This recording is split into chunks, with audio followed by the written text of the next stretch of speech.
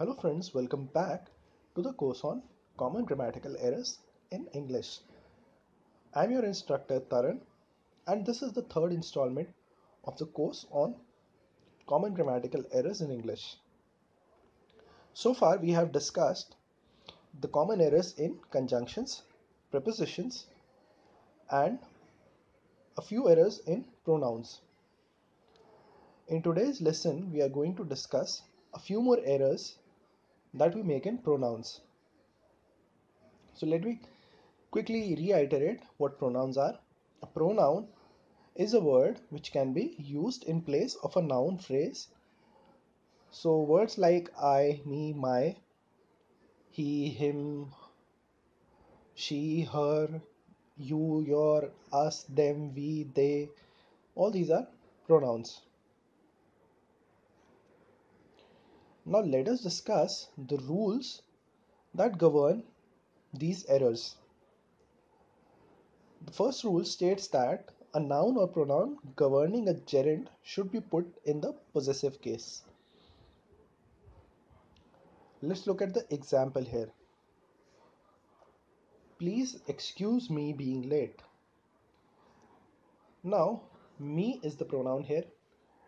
Now, for those of you who might not remember, I'll just quickly remind you what possessive case, objective case, and cases of pronouns mean.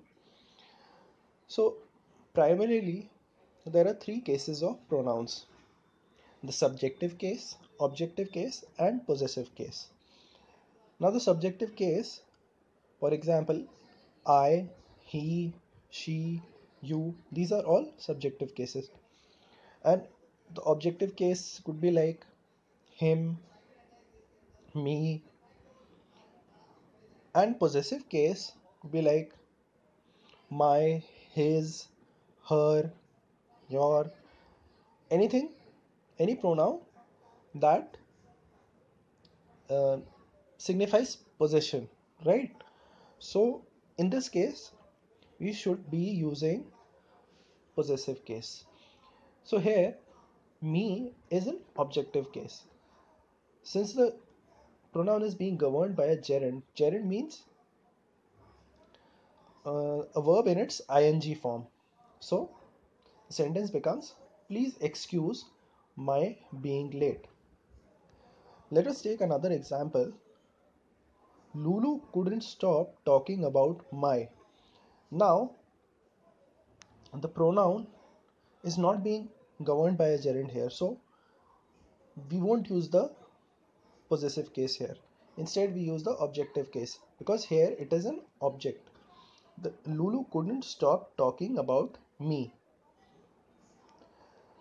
Similarly, you taking the prize was a nice surprise. Now here again the pronoun is being governed by a gerund. So you taking the prize becomes your taking the prize was a nice surprise. Fine. Let's move on to the next rule. A pronoun must agree with its antecedent in person, number, and gender. So let's look at the example. Each of these boys has done their homework. Now, here, there is not correct. When we say each of these boys, we are referring to every single boy in the group. Therefore, we can't use their. Instead, we use his. Since it has to agree in number, gender, and person, therefore we use his. Each of these boys has done his homework. Let's look at a few more examples just to give you more clarity on this. A student must hand in his assignment before the end of this month. Now, when you say a student, you're not being very specific about whether the student is a boy or girl. It could be anyone. So, since you're taking the general case into consideration, the sentence cannot have his or her here. A student must hand his or her assignment before the end of the month. We cannot use either his or her alone. We have to say his or her together, like in this sentence. Similarly, you can also say students must hand in their assignments before the end of this month. So instead of a student, we can make it students must hand in their assignments before the end of this month. This is another way of saying the same thing. Now look at the next sentence. Each of the girls was ready for their performance. Now once again, there cannot be used. It does not agree with the antecedent in gender or number. So each of the girls was ready for her performance. This is the correct way to say it. Now the next rule states that when two or more singular nouns are joined by and, the pronoun used for them must be in plural. Now both Raju and Ravi have done his homework. Now there are two singular nouns here, Raju and Ravi. Now we cannot use his because we have to use a plural pronoun. Therefore we say both Raju and Ravi have done their homework. Once again, in the next sentence, let's read it out quickly. Rama and Hari work hard. His teachers praise him. Now we are not talking about one person. Rama and Hari taken together become plural. Therefore we say Rama and Hari worked hard. Their teachers praise them. Two singular pronouns joined by and become plural. Therefore we used plurals. Two singular nouns, we use a plural pronoun. Now, the next rule states that when two or more singular nouns joined by an refer to the same person or thing, a pronoun used for them must be in the singular.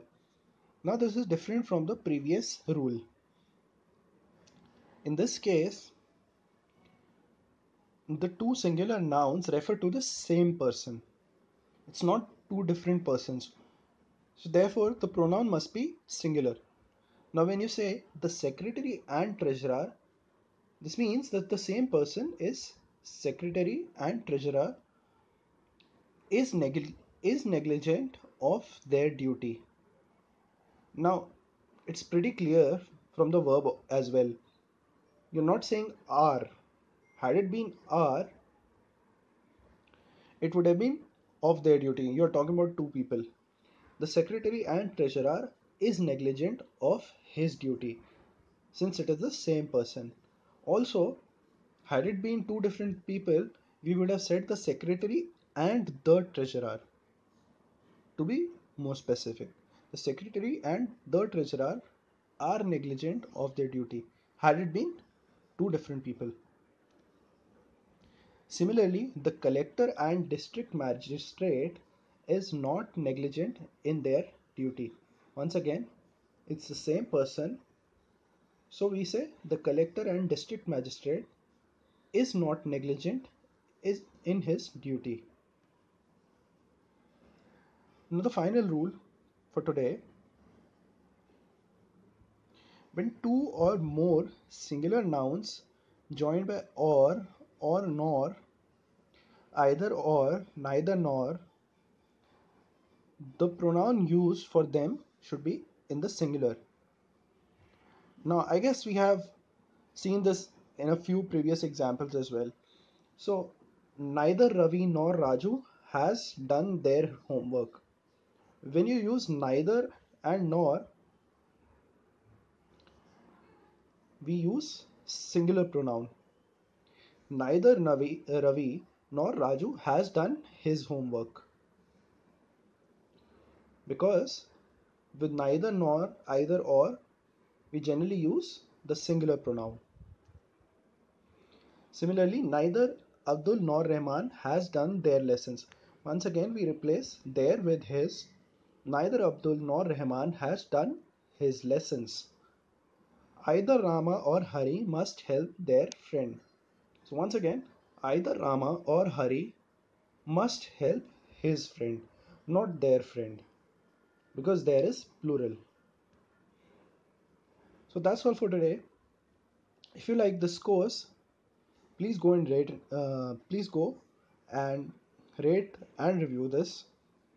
Your feedback is really valuable to us. If you have any doubts or queries, please leave them in the comment section below. Once again, if you found this course helpful in any way, make a voluntary contribution by clicking on contribute. Thank you and bye bye. Until next time.